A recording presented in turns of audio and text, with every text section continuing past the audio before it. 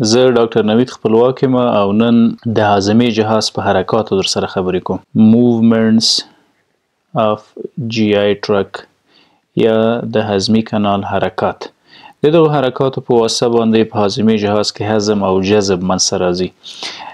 یعنی له خولې چې کله د غذایي توکي خولې ته ننوځي، له هغه ځایه چې مخصوص او مشخص حرکات د هضم او جذب دپاره کیږي، دغو ته د هاضمي جهاز حرکات وایي یا movements of gastrointestinal system یا GI system. موږ په هاضمي جهاز کې له خولې وخله تر مخده پورې مختلف ارګانونه لرو او هر یو یې په هضم او جذب کې دخیل ده او د هضم او جذب دپاره له ځانه مختلف حرکات لري.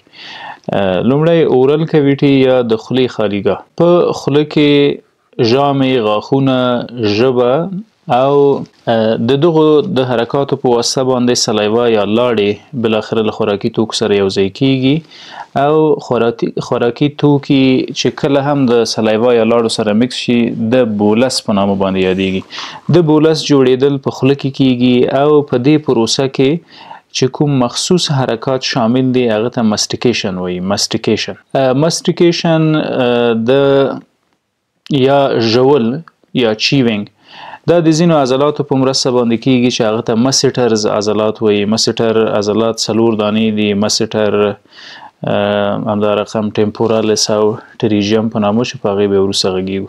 د ماستیکیشن ترڅنګ یعنی کله چې خواړه د خولې ته راغلل د غاښو په واسطه میده او د ژبې په واسطه د لاړو سره یا د سلایوا سره مکس شول، دغه خواړه بالاخره حرکت کوي او راځي د هضمي کانال دویمې ساحې ته چې هغې ته وایي فیرنګس. فیرنګس 2 برخې لري. پورتنۍ ساحه چې له پوزې سره یوځای کیږي هغه ته نیزو فیرنګس وایي. نیزو فیرنګس او د نیزو فیرنګس ترڅنګ لاندنۍ ساحه د فیرنګس چې د خولې سره یوځای کیږي دې ته اورو فیرنګس ویل کیږي. اورو فیرنګس. کله چې خوراکي توکي د خولې په واسطه یا د غاښو په واسطه وژول شول، د لاړو سره مکس شول، دغه خوراکي توکي بالاخره حرکت کوي، راځي مرۍ ته، له حلقومه تیریږي مرۍ ته، اسافیګس. مرۍ یو عضلاتي ټیوب ده، له خولې تر معدې امتداد لري او وظیفه یې هم د مارپیچو حرکاتو په واسطه د خوړو یا د خوړل شوي ډوډۍ انتقال ده. د پریسټالسز یا مارپیچه حرکاتو په واسطه باندې خواړه را انتقالیږي. دا په دا ډول حرکات کوي، یعنی کله چې ډوډۍ مرۍ ته راننوته، مرۍ په دا رقم حرکاتو باندې بالاخره خواړه را رسوي تر معدې پورې. له مرۍ لاندې کوم ارګان چې په هضم کې مرسته کوي له موږ سره هغه معده ده یا د هاضمي جهاز تر ټولو مهمه غړی چې د خوړو د هضم یوه ډېره عظیمه برخه دلته منځته راځي. دغه ساحه هم ډایافرام یا حجاب حاجز ده. ډایافرام یا حجاب حاجز ده چې د دې په واسطه باندې شش یا دغه تنفس پروسه فسیلیټ کوي ډایافرام او همدا رقم د تورکس ارګانونه د ابډامن یا د نس له ارګانونو نه جلا کړي دي. کله چې خواړه د مرۍ په واسطه راغلل معدې ته، سټمک ته، په معده کې هم ځینې مخصوص حرکات کیږي چې د هغې په واسطه باندې بالاخره دا خواړه ټوټه کیږي او د معدې د جوس سره بالاخره یوځای کیږي. په معده کې کله هم چې خوراکي توکي معدې ته راننوتل، لومړی چې څه په معده کې کیږي ده ته ریسپټیو ریلکسیشن وایي. ریسپټیو ریلکسیشن. په ریسپټیو ریلکسیشن کې څه کیږي؟ یعنی کله چې لومړی ګوله یا مړۍ راننوته نو معده یې د ویلکم دپاره دغه خپلې لومړنۍ ساحې دغه ساحې ریلکس کوي تر څو د غذایي توکي په سمه توګه دغه غذایي توکي په سمه توګه معدې ته راننوځي. کله چې معدې ته راننوتل، دویم حرکت چې په معده کې کیږي هغه د 2 ساحو په واسطه منځته راځي چې دې ته انټرال ټرایټوریشن وایي. انټرال ټرایټوریشن یا د معدې په داخلي جغرافیه کې د عضلاتو حرکت چې د هغې په واسطه باندې غذایي توکي د ګستریک جوس یا د معدې د جوس یا د معدې د ترشحاتو سره یو ځای کیږي. انټرال ټرایټوریشن دا یو ډول مارپیچه یا پریسټالټیک حرکات دي چې د دوی په واسطه باندې خوراکي توکي ټوټه ټوټه کیږي او بالاخره له معدې حرکت کوي ورځي کولمو ته. کله چې لومړی خواړه راغلل معده ورته ریلکس وي او له هغې نه وروسته خوراکي توکي د دې دیوالونو په واسطه دا دیوالونه حرکت کوي او خوراکي توکي په یو بل کې ننباسي. همدا ډول دا حرکات تر باډۍ تر دې حده پورې را رسیږي. په معده کې چې کوم ترشحات دي هغه د هضم دپاره شوي دي او دغه ترشحات باید د معدې د حرکاتو په واسطه له خوراکي توکو سره مکس شي. دغه سیکریشنونو کې مهمه د معدې تیزاب یا HCl یا هایدروکلوریک اسید دي. همدا رقم پیپسین چې د ټریپسین نه جوړیږي یو انزایم د پروټینونه اخلي ټوټه ټوټه کوي. همدا رقم ګستریک لایپیز چې شحمیات ټوټه ټوټه کوي او نور د هضم لپاره مهمه ترشحات چې د معدې په واسطه کیږي هغه د معدې د همدغه حرکاتو په واسطه چې پریسټالسیز یا مارپیچه حرکات دي په خوړو کې مکس کیږي او دغه خواړه بالاخره جذب ته د کوچنیو کولمو لپاره لیږي. پریسټالسیز یا مارپیچه حرکات دي چې د معدې د عضلاتو په واسطه منځته راځي او د همدغه حرکاتو په واسطه باندې خواړه هضمیږي. پریسټالسیز موومنټ کې لومړی ساحه کله چې خواړه راننوتل دغونه ساحه د معدې حرکت نه کوي.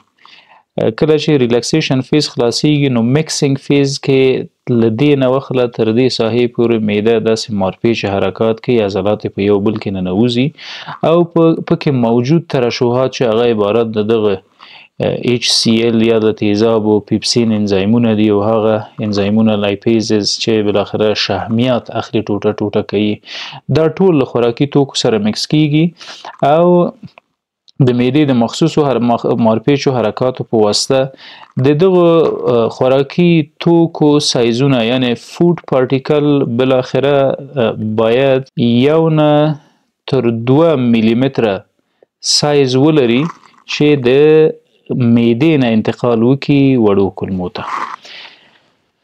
په هاضمي جهاز کې بل مهمه حرکت چې له معدې نه وروسته پیلیږي هغه په وړو کولمو کې ده. دا زموږ وړې کولمې دي. په وړو کولمو کې چې کوم حرکات کیږي تقریبا 3-4 ټایپه حرکات دي چې د هغو په واسطه باندې خواړه مکس کیږي له مخصوصو ترشحاتو سره چې هغه د پنکریاز له غدې نه کیږي. همدا رقم د تریخي نه کیږي له ینې نه یا زموږ له ځیګر نه چې کوم ترشحات کیږي.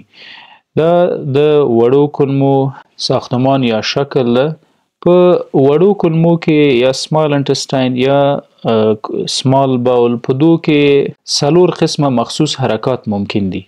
سمال انټسټاینز په سمال انټسټاین یا په وړو کولمو کې 4 قسمه حرکات ممکن دي. 4 types of movements مسره راځي. دغه حرکات معمولا د خوراکي توکو د لا هضم او جذب لپاره کیږي.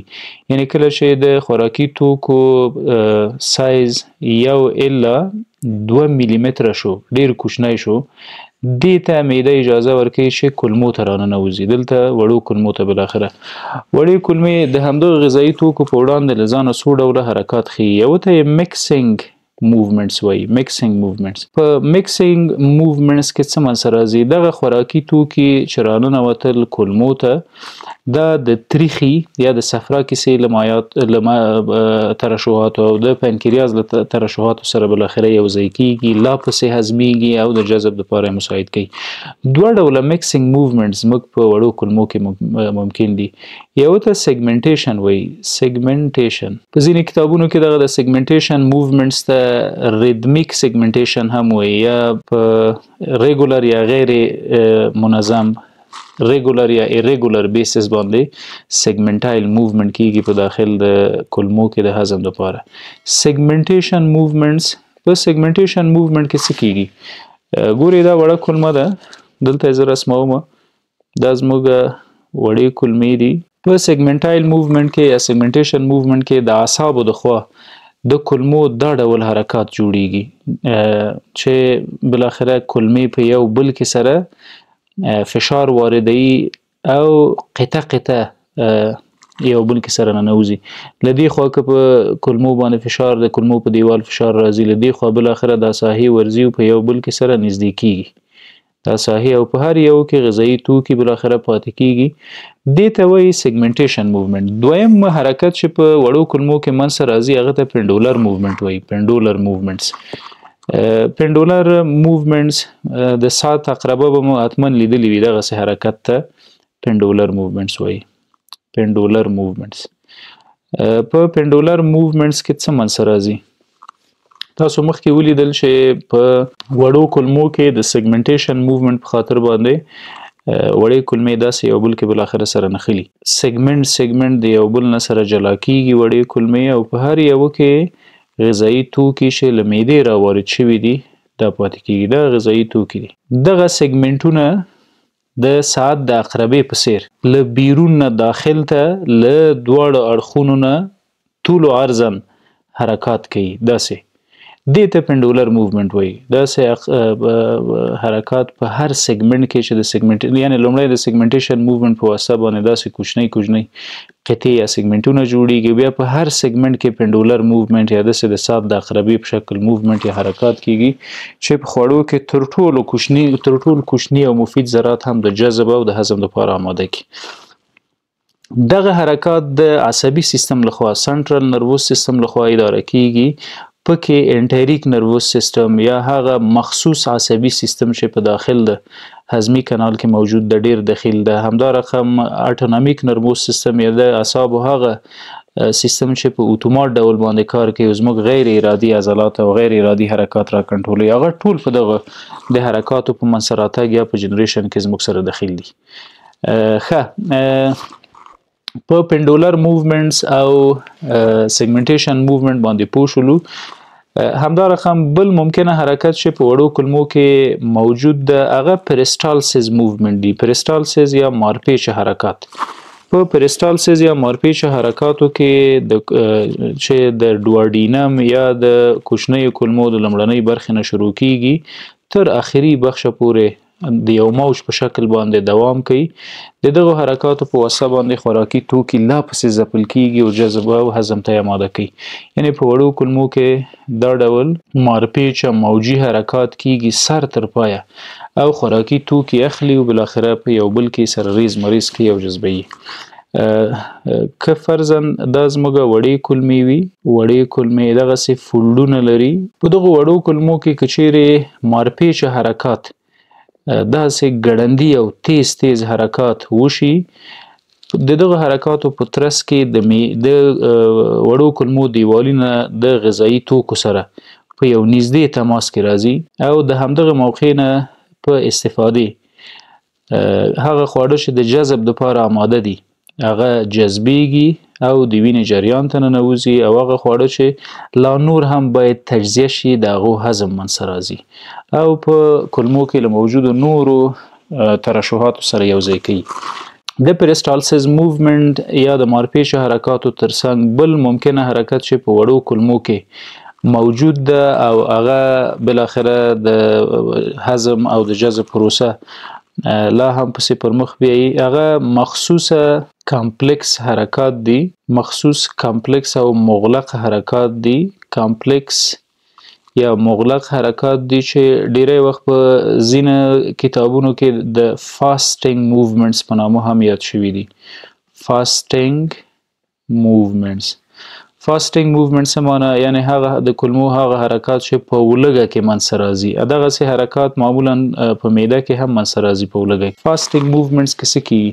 ګورئ کله چې مریض وږی وي او لږه یې دوام وکړي په معده کې تیزاب ترشح کیږي، انزایمونه ترشح کیږي، همدا رقم له تریخي ځینې ترشحات چې بایل دی په هغه کې کولسټرول ده، سوډیم، پوټاسیم، کلسیم او بایل اسید او بایل پیګمنټس دي. دا ټول راځي بالاخره د هضم لپاره آمادګي نیسي، ولې خواړه نه راځي. د دې په خاطر چې دغه خواړه دغه ترشحات زموږ وړو کولمو ته او زموږ معدې او ډواډینم ته صدمه ونه رسوي، ضرر ورونه رسوي د دغه مخصوصو مارپیچو حرکاتو په واسطه. دا هم مارپیچ حرکات دي. پریسټالسیس دغه حرکات د ولږې په موقع کې کیږي، تقریبا له 1 تر 10 دقیقو پورې طول اخلي. یعنی دا حرکت یو نه تر 10 دقیقو پورې داسې په مارپیچه ډول باندې په ټولو کلمو کې وړو کلمو کې را رواني او هدف هم د دغه حرکاتو څه دي هغه ترشحات په وړو کلمو کې چې د تریخي نه له معدې نه او له صفرا کیسې او له پنکریاز نه راغلي وي دلته خواړه په کلمو کې نه موجود نو د دې په خاطر چې د مایات موږ ته صدمه راونه رسي ټول را لیږي غټو کلمو ته. په غټو کلمو کې بیا دغه تیزاب او القلي او کوم مواد چې له وړو کلمو راغلي دي کومه صدمه نشي رسولی ځکه دلته میوکس او نارمل مایکروبایم موجود. دا شو د وړو کلمو حرکات د معدې او مرۍ ترڅنګ. غټې کلمې هم عینا لکه د وړو کلمو مخصوص حرکات لري. یو ډول حرکت د وړو کلمو پاتې شو چې هغه د مایکروویلای حرکت ده یا موومنټس اف ویلای. موږ او تاسو د ویلای سټرکچر مخکې لوستلی او موومنټس اف ویلای. وړې کلمې دا ډول که په مایکروسکوپ کې وکتل شي ساختمانو لري د ګوتو په څیر او هر یو کې داسې حجرات موجود دي. دا اپیتیلیل حجرات دي هغه حجرات چې د کلمو له داخله لومړني حجرات دي لومړنۍ غوښینه برخه ده. دغه حجرات په خپل منځونو کې هستې لري او یو ژوندی کوچنی ساختماني واحد ده د کلمو. په دو کې هم حرکات منځته راځي د هضم دپاره او دا حرکات نو د جذب دپاره ډیر اړین او ډیر مهمه دي. معمولا د خوراکي توکو ډیر جذب د ویلای په موومنټ باندې کیږي. په ویلای کې څه منځته راځي دغه ساختمانونه په خپل لنت کې زیاتیږي لنت یا طول کې زیاتیږي الانګیشن کوي لنت زیات شي کله چې الانګیشن یا اوږدوالی وکړه بیرته لنډیږي یعنی کله اوږدیږي ویلای او کله لنډیږي او د دغو حرکاتو په واسطه باندې هغه کوم مواد چې بالاخره شارټنینګ کوم مواد چې جذب ته آماده دي هغه بالاخره جذبوي. په همدې ډول په غټو کلمو کې هم د مکسینګ حرکات او د جذب دپاره حرکات کیږي. د فی الحال دپاره همدومره کافي ده. د غټو کلمو په هکله بیا مفصلا سره بحث کوو. مننه.